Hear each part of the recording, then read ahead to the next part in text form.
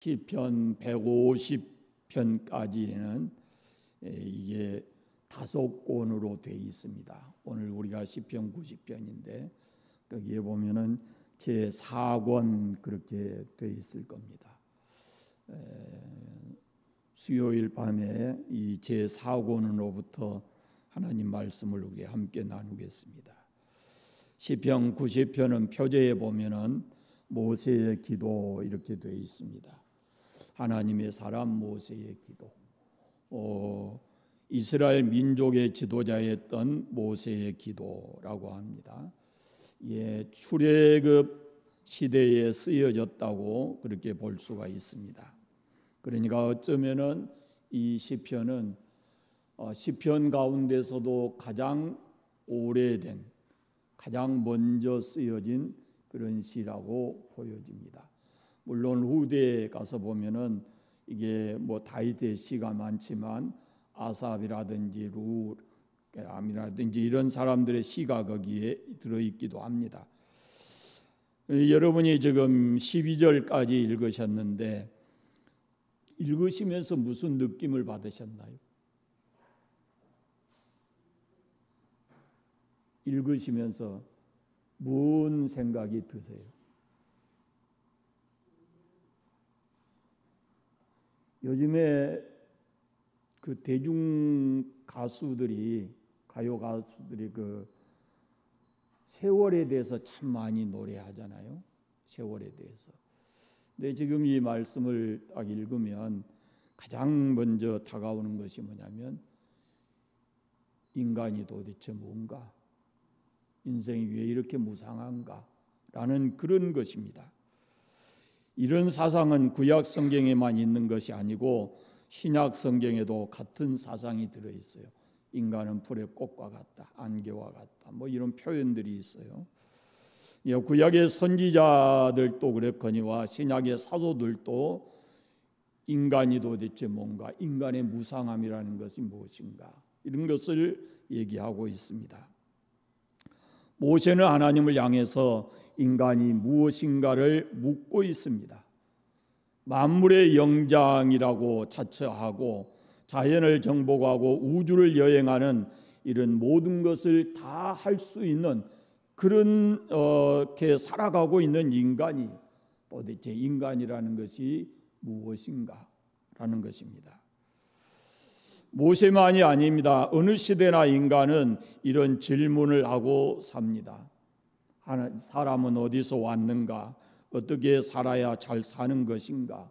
그리고 장차 우리가 어디로 갈 것인가? 라는 것이 인간의 궁극적인 문제입니다.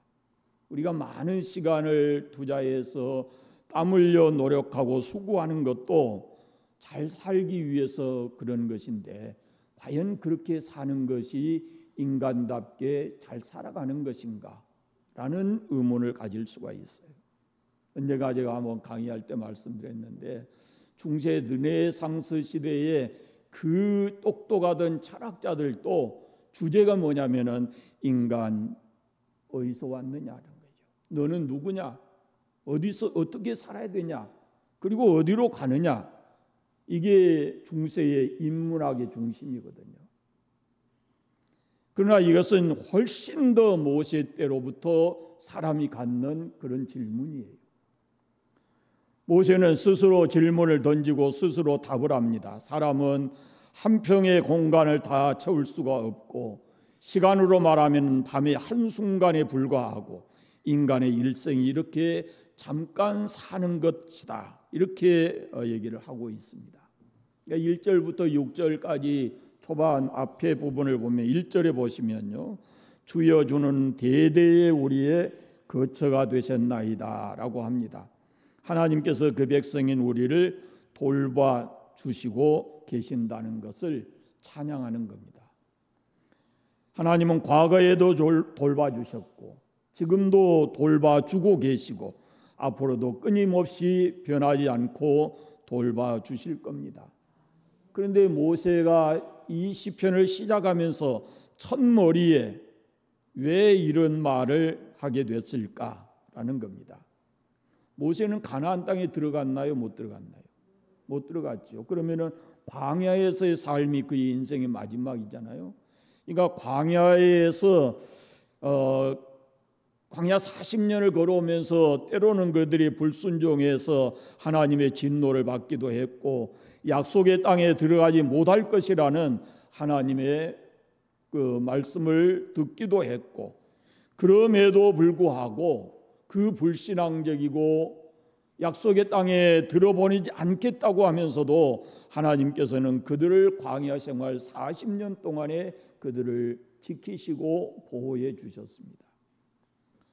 약속의 땅은 그 광야 장막 속에 살고 있던 그들의 조상, 그들의 족장들에게 있어서는 그 가나안 땅이 그들의 목적지고 그들의 광야 생활은 순례의 길이었습니다.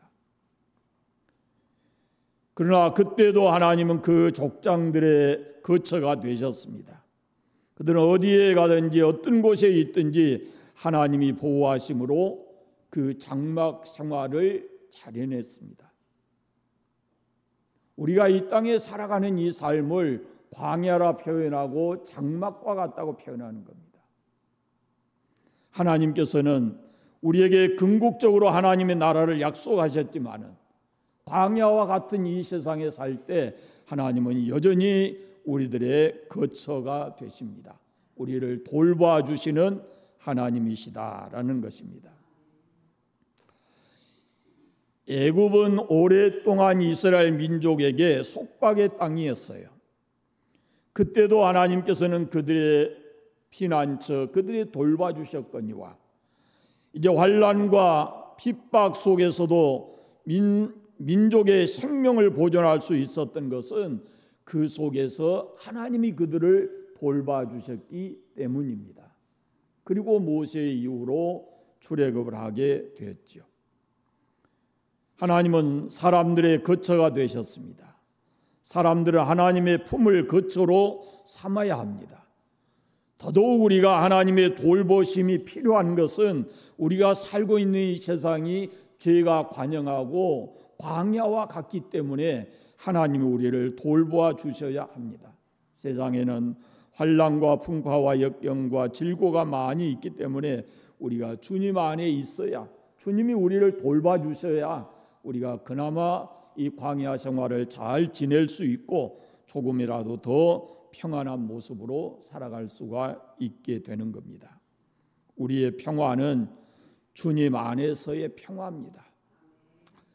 주님께서 말씀하십니다. 평안을 너희에게 주노니 곧 나의 평안을 너희에게 주노라.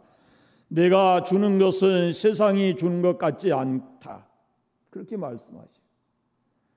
너희는 마음에 근심하지 말라. 하나님 믿으니 또 나를 믿으라라고 말씀하시고, 내가 사망의 음침한 골짜기로 다닐지라도 해 받을 것을 두려워하지 않는 것은 주께서 나와 함께 하시기 때문이다 라고 말씀합니다. 주님은 우리의 거처가 되시기 때문에 우리가 어디 있든지 어떤 환경에 처해 있든지 우리가 그 주님이 나를 돌봐주심으로 우리가 안전하고 평안한 삶을 살아가게 되는 것입니다. 주님은 영원하신 분입니다.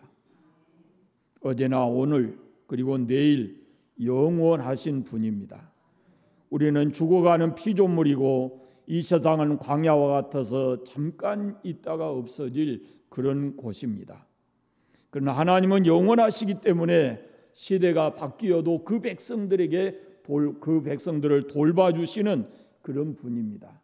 그래서 우리는 이 땅을 살아가면서 하나님 품에 있어야 되고 하나님 나라의 소망을 두고 살아가야 하는 것입니다. 3절을 같이 읽어보겠습니다. 주께서 사람을 댓글로 돌아가게 하시고 말씀하시기를 너희 인생들은 돌아가라 하셨사오니, 주의 말씀, 주께서 말씀하시면 우리 인생은 댓글로 돌아갈 수밖에 없습니다.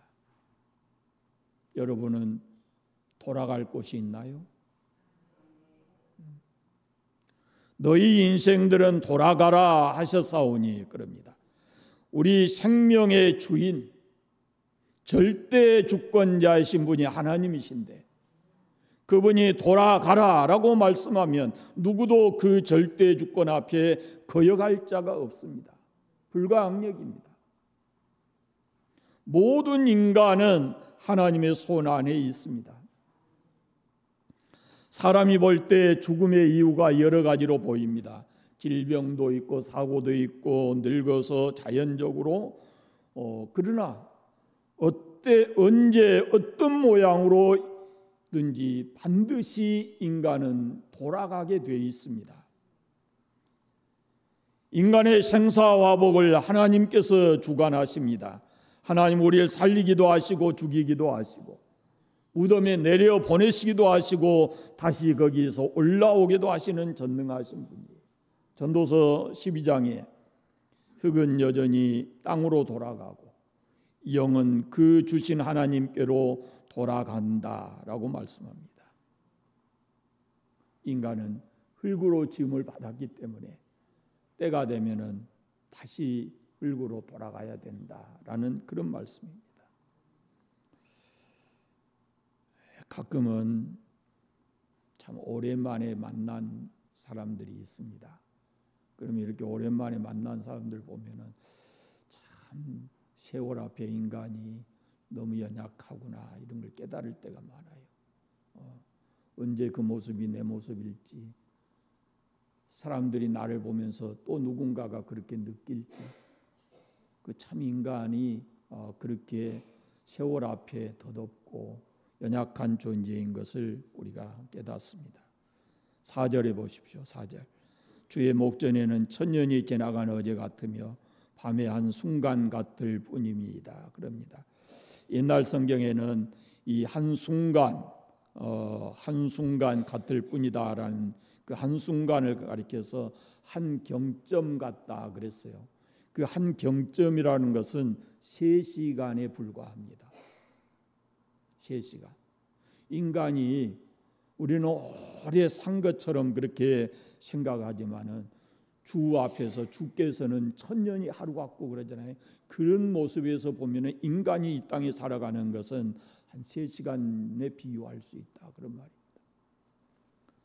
인간에게는 천년은 상상할 수도 없는 긴 세월입니다. 영원한 그 영원에 비하면은 인간이 살아가는 이 삶은 한순간에 지나지 않는다라는 거죠. 이처럼 인간이 짧고 무상한 것이죠. 5절 6절 말씀을 한번 같이 읽겠습니다. 주께서 우리를 홍수처럼 쓸어가시나이다. 그들은 잠깐 자는 것 같으며 아침에 돋는 풀 같으니이다. 푸른 아침에 꽃이 피어 자라다가 저녁에는 시들어 마르나이다. 아멘. 인간은 어디로 가는지 모를지라도 인생은 영원이라는 큰 바다를 향해서 가고 있습니다. 지금도 수많은 사람들이 쓸려가고 있습니다. 어떤 이는 낳자마자 죽습니다. 그러나 우리가 건강하다 하지만은 이 땅에 사는 사람들은 매일매일 죽음을 향해서 가고 있습니다. 어떤 때는 홍수 때처럼 갑자기 수많은 사람들을 한꺼번에 쓸어가 버리기도 합니다. 최근에 안타까운 소식은 산사태가 나서 수천 명의 사람들이 매몰돼 죽는 그런 일도 우리가 뉴스를 통해서 접하게 됩니다. 노아의 홍수 때를 기억해 보십시오. 방주 밖에 있던 모든 것을 하나님께서 다 쓸어가 버리셨죠. 우리 주변을 놓고 보더라도 한 사람 두 사람이 아니고 이것을 내가 알고 있지 못한 이 조금 더 이 범위를 넓혀보면 우리나라에도 거기에다가 온 세상을 놓고 생각해 본다면 죽음이라는 것은 대홍수와 같습니다.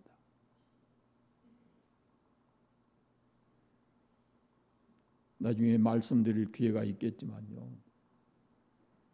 하루에 이 지구 안에 사는 그 인구가 100만 명 이상이 죽는데요. 하루에. 광주시가 얼마나 돼요? 인구가? 100만 명이 되는 그 도시가 하루에 없어진다고 말이에요. 인구가.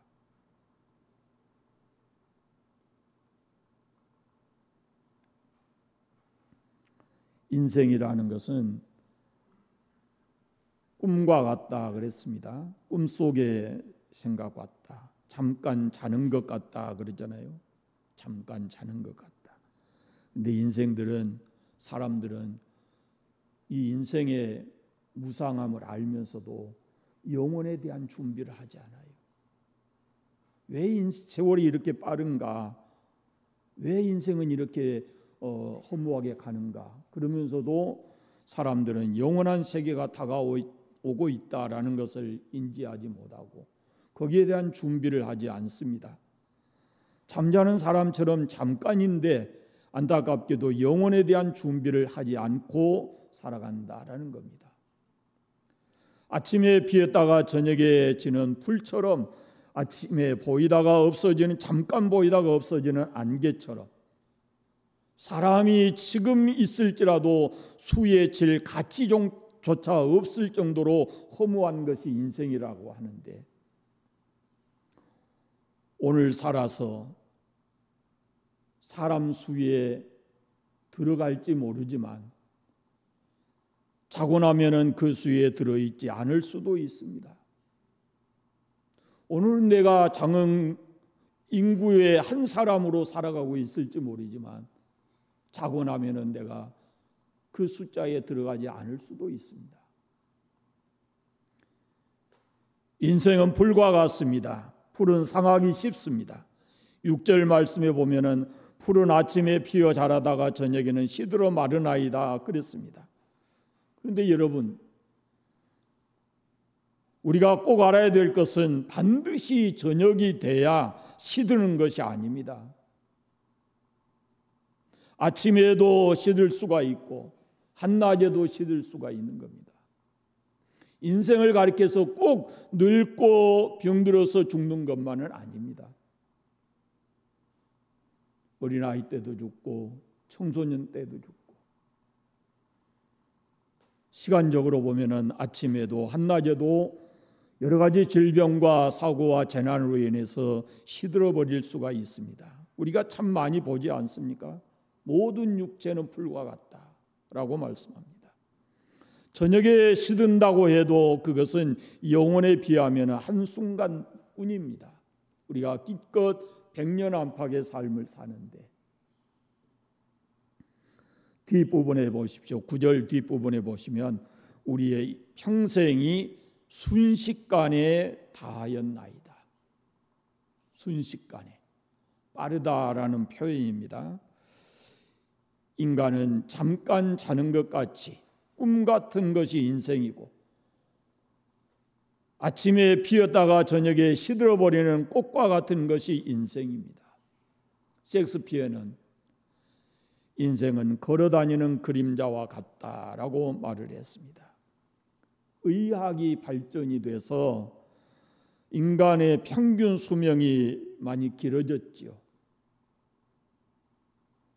그러나 그런다고 안 죽습니까? 반드시 죽습니다.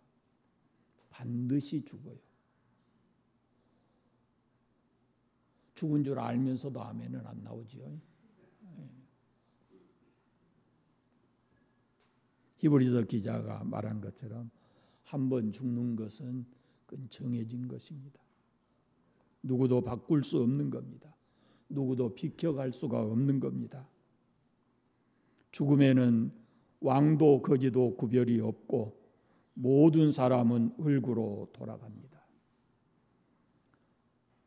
영웅호골이 구별이 없습니다. 사람으로 태어나서 그가 어떤 직책을 가지고 어떤 모습으로 살았든지 사람은 때가 되면 반드시 하나님의 부름을 받고 죽음을 거쳐야 합니다. 그러면 사람은 이렇게 절망적 존재인가? 사람은 이런 절망적 존재인가? 그래서 힘쓸 필요도 일할 조건도 없는가? 그렇지 않습니다. 모세는 여기에 대해서도 분명하게 답을 합니다.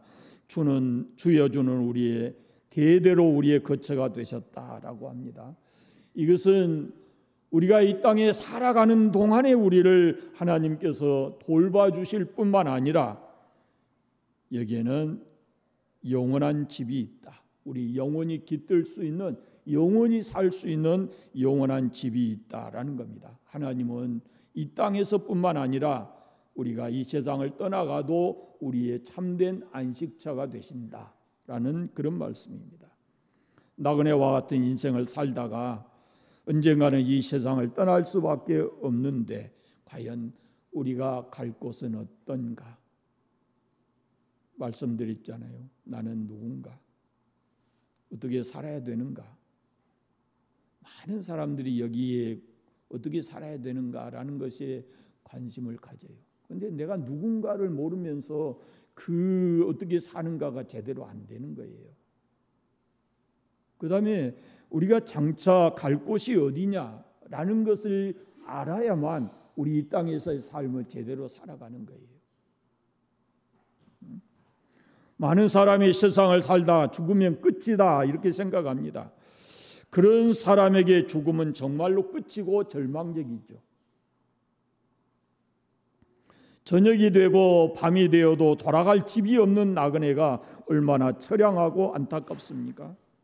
그렇기 때문에 이런 사람들은 세상 사는 동안 먹고 마시고 즐기고 예수님 말씀하신 대로 집 짓고 하는 이런 것이 그 인생의 목표가 되어 있죠. 그것이 인생의 목적이 되어 있습니다. 그러나 여러분, 우리는 갈 곳이 있는 나그네입니다. 예수님 분명하게 말씀하십니다. 내 아버지 집에 거할 곳이 많도다. 그렇지 않으면 너에게 일렀으리라. 영원하신 하나님의 품속에서 우리가 참된 안식을 누리며 영원히 거할 수 있는 영광스러운 나라가 우리를 위해서 준비되어 있습니다. 시편 23편에 내가 여호와의 집에 영원히 거하리로다. 하나님을 아는 사람과 하나님을 모르는 사람의 인간관, 인생관은 근본적으로 다릅니다. 세계관도 다르고 우주관도 다릅니다. 하나님 경외하는 신앙인들의 고백을 보시면 내가 무엇을 바라리요?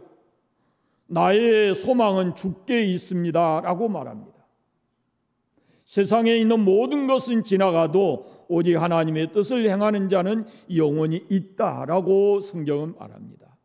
신앙을 가진 사람은 하나님께 모든 것을 내맡기고 그리고 어떤 환경 속에서도 영광스러운 나라 소망하면서 믿음으로 살아가는 겁니다. 자, 10절 말씀 보십시오. 같이 읽어보겠습니다. 우리의 연수가 70이요 강건하면 80이라도 그 연수의 자랑은 수고와 슬픔뿐이요 신속이가 아니 우리가 날아가나이다. 아멘. 우리 인생은 한 곳에 머물러 있지 않습니다. 계속해서 갑니다. 그 가는 속도를 신속히 간다 이렇게 표현하고 있습니다. 얼마나 빨리 가면은 날아간다는 표현을 하겠습니까? 이건 아마 예수 믿는 사람이나 안 믿는 사람이나 동일한 느낌일 거예요. 모세는 우리의 연수가 70이요 강건하면 80을 산다 해도 그 연수의 자랑은 수고와 슬픔뿐이다 그랬습니다. 그래서 옛날 어른들은 수즉 다욕 이렇게 표현을 했습니다. 오래 살면 살수록 수고와 슬픔밖에 없다라는 그런 얘기를 하는 겁니다. 우리가 아는 대로 애굽에서 나온 20세 이상 된 사람들은 광야에 있지만은 가나안에 대한 약속이 사라져 버렸어요. 하나님께서 너희들은 가나안 땅에 못 들어간다라고 하시면서 그 가나안에 대한 약속이 사라졌습니다. 그런데 그들이 70, 80에 죽는다면은 그 광야를 벗어나지 못하고 죽는다면은 그 광야에서 겪은 그들의 슬픔과 수고가 얼마나 안타깝겠어요. 여러분, 우리가 사는 세상 경제 발전과 문명이 발달했다고 해도 인간에게는 끊임없이 수고와 슬픔이 있습니다. 아무리 의학이 발전이 되고 경제가 성장을 해도 인간에게서 수고와 슬픔을 걷어낼 수가 없는 겁니다. 이게 인간이에요. 그러므로 우리는 천국에 대한 소망을 가지고 살아야 됩니다. 그것이 이 땅의 수고와 슬픔을 이겨내는 원동력이 되기 때문에 그렇습니다. 12절 말씀을 보십시다. 우리에게 우리의 날 계수함을 가르치사 지혜로운 마음을 얻게 하소서. 하나님, 우리에게 은혜를 베푸셔서 우리가 세상 사는 날이 얼마나 짧은가, 또 얼마나 빨리 가는가, 이런 것을 알게 해달라라는 기도입니다. 우리는 언제 이 세상을 떠날지 아무도 모릅니다. 그 전도자는 그랬습니다. 지혜로운 자의 마음은 초상집에 있고 우매자의 마음은 연락하는 집에 있다, 그렇게 말했어요. 그러니까 우리의 남은 날을 계수할 수 있는 지혜로운 마음이 우리에게 필요하다라는 겁니다. 남은 날이 얼마나 될까요? 아무리 예를 써도, 아무리 좋은 것 많이 먹어도, 좋은 의료 혜택을 받을지라도 인간은 영원히 살지 못하고 자기가 얼마나 살지 그것을 모르는 겁니다. 사도 바울은 세월을 아끼라라고 말씀합니다. 남은 인생을 어떻게 살아야 할지 그걸 말하고 있습니다. 육체의 남은 때를 부끄럽지 않게 하나님의 뜻을 따라 살아야 한다라는 말씀입니다. 어거스틴이 이런 말을 했어요. 우리가 매일 당하는 그 날을 우리 일생의 마지막 날과 같이 여겨야 한다. 그러므로 나는 오직 한 번만 이 세상을 지나간다.